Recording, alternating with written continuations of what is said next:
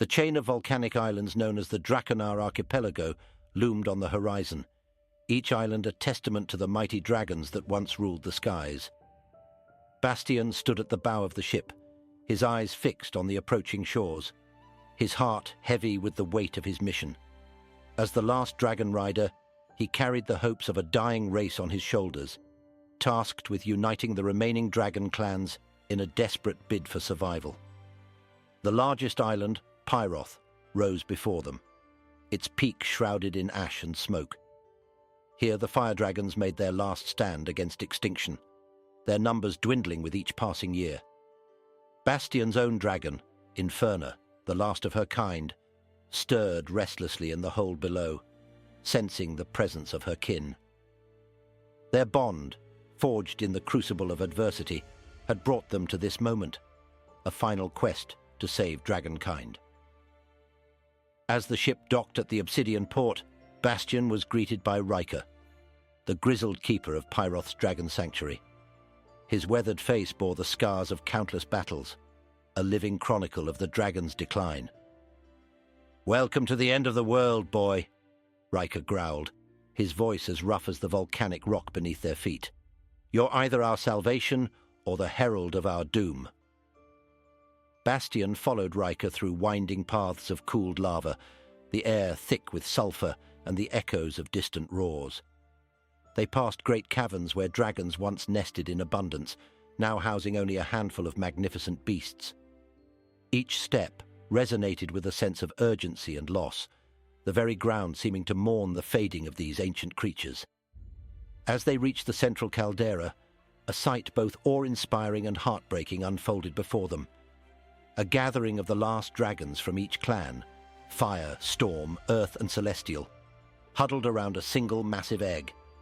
Astria, the revered dragon sage, stood among them, her silver scales glinting in the volcanic light.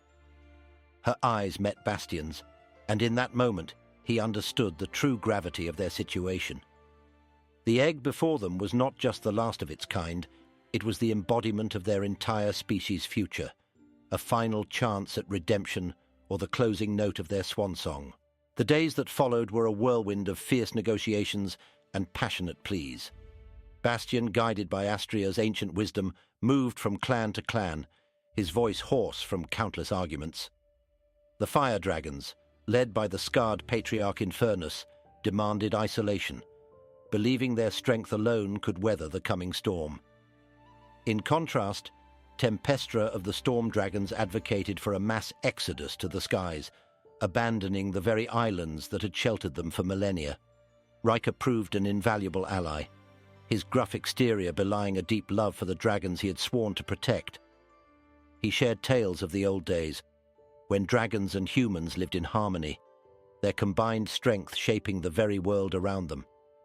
These stories ignited a spark of hope in Bastian, fueling his determination to find a solution that would unite all clans. As tensions rose, so did the activity of the volcanoes. Tremors shook the islands with increasing frequency, and the sky darkened with ash. Bastian couldn't shake the feeling that the archipelago itself was responding to the dragon's plight, as if the very elements were mourning the potential loss of these magnificent creatures.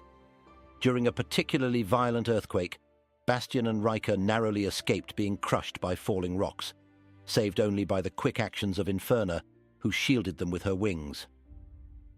The turning point came when Astria revealed a shocking truth. The last egg was not from a single clan, but a fusion of all four. This hybrid, she explained, could be the key to their survival, possessing the strengths of all dragon kinds. However, for the egg to hatch, it would require the combined life force of the remaining dragons, a sacrifice that would mean certain death for the current generation. This revelation split the clans even further. Some saw it as a chance for rebirth, while others viewed it as a betrayal of their individual legacies. Bastian found himself caught in the middle of heated debates and even physical altercations between dragons. In one heart-stopping moment, he had to intervene in a duel between two young dragons, risking his own life to prevent them from destroying each other and the precious egg in their rage. As the archipelago trembled on the brink of destruction, Bastian realized that time was running out. The hybrid egg, now pulsing with an otherworldly light, seemed to grow more unstable with each passing hour. In a desperate bid to unite the clans, Bastian proposed a perilous ritual that would require him to channel the essence of each dragon type through his own body. The risks were enormous.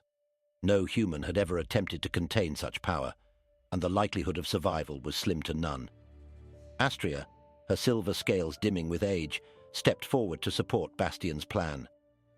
Her voice, carrying the weight of centuries, silenced the squabbling clans. "This human," she proclaimed, "embodies the spirit that once bound our kinds together. If we are to have any hope, it lies in trusting him as we once trusted each other." Her words struck a chord, and one by one the clan leaders nodded their assent, though fear and doubt still lingered in their eyes. The ritual began at the heart of the largest volcano, where the boundaries between the physical and elemental planes were thinnest. Bastian stood at the center of a circle formed by the last dragons of each clan. Riker, despite his initial protests, took his place outside the circle, ready to intervene if necessary. As the chanting began, streams of elemental energy, fire, lightning, earth, and starlight, poured from the dragons into Bastian. His body arched in agony, becoming a living conduit for powers beyond mortal comprehension. The world around them chaos as the ritual reached its peak. Volcanoes erupted in symphonic fury, storms lashed the islands with gale-force winds. The earth split and heaved, and the very stars seemed to rain down from the heavens. Through it all, Bastian remained standing, his form a beacon of swirling prismatic energy. With a final Herculean effort, he directed the combined power of the dragons into the hybrid egg. For a moment, everything went still. The egg rose into the air, cracked spider-webbing across its surface. Then, with a blinding flash and a thunderous roar that shook the entire archipelago, it exploded.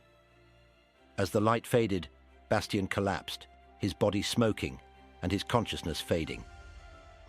The last thing he saw before darkness took him was a small, multi-hued dragon hatchling emerging from the fading glow. Its eyes filled with the wisdom and power of all dragon kind. In the aftermath of the cataclysmic hatching, an eerie calm settled over the Draconar archipelago. Bastian drifted in and out of consciousness, his body struggling to cope with the immense energies it had channeled. Riker and Astria worked tirelessly to stabilize him, using ancient draconic healing techniques that hadn't been employed in centuries. The other dragons, their numbers now even fewer, gathered around the miraculous hatchling, their earlier conflicts forgotten in the face of this new hope. As days turned into weeks, the true impact of the ritual began to unfold.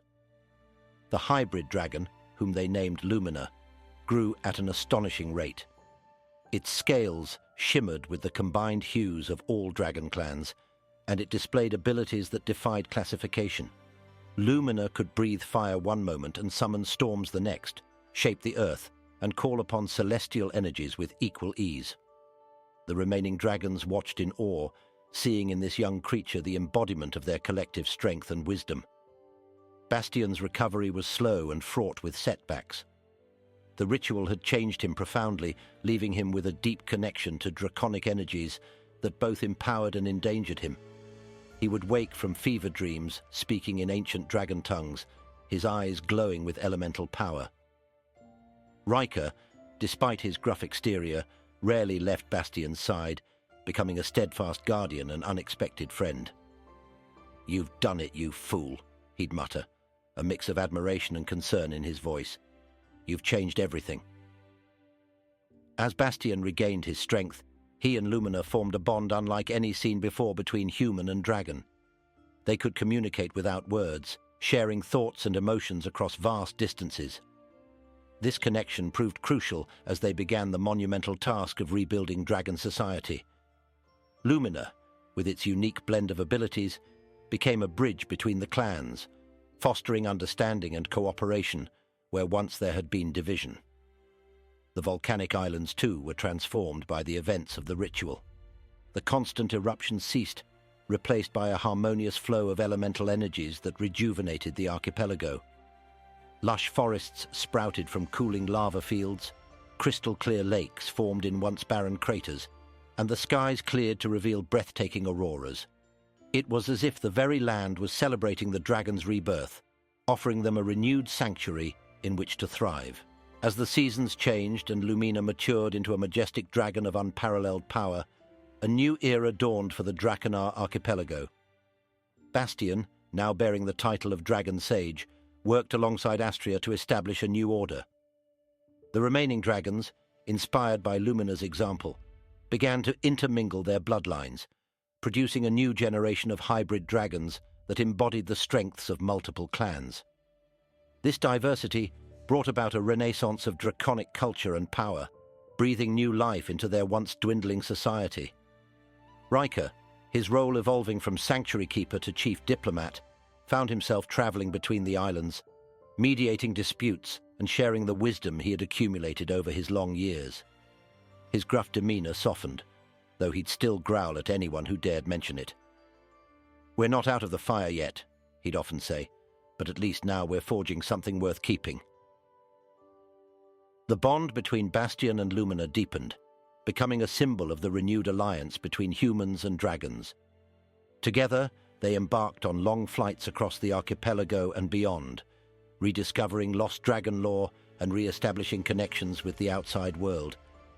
These expeditions often brought them face to face with the consequences of the dragon's long absence, a world that had forgotten the magic and wonder they once brought. Slowly but surely, they began to reintroduce draconic wisdom and power to a world sorely in need of both.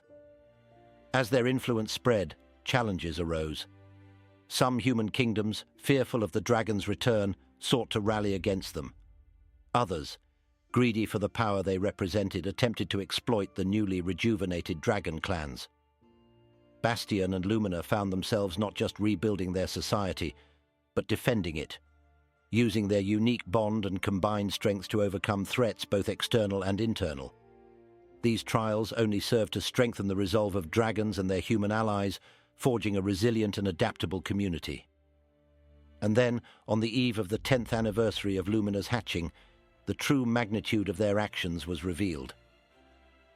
As Bastian and Lumina soared high above the central volcano of Piroth, they felt a tremor unlike any before. The volcano erupted, not with destruction but with life. From its fiery depths emerged dragons of every clan, hundreds of them, each bearing the mixed heritage that Lumina had pioneered. The sky filled with wings, and the air resonated with joyous roars as long-lost dragons returned, awakened from a dormancy triggered by Lumina's birth. Bastian watched in awe, tears streaming down his face, as he realized the full implications of the prophecy. The last dragon's death, the sacrifice of the original clans, had indeed triggered a rebirth, not just of Lumina, but of the entire dragon race worldwide. As the new dragons joined their reborn kin in the skies above the Draconar archipelago, Bastian understood that this was not an ending, but a glorious new beginning. The dragon's swan song had become a symphony of rebirth, echoing across the world and ushering in a new age of magic, wonder, and harmony between all creatures.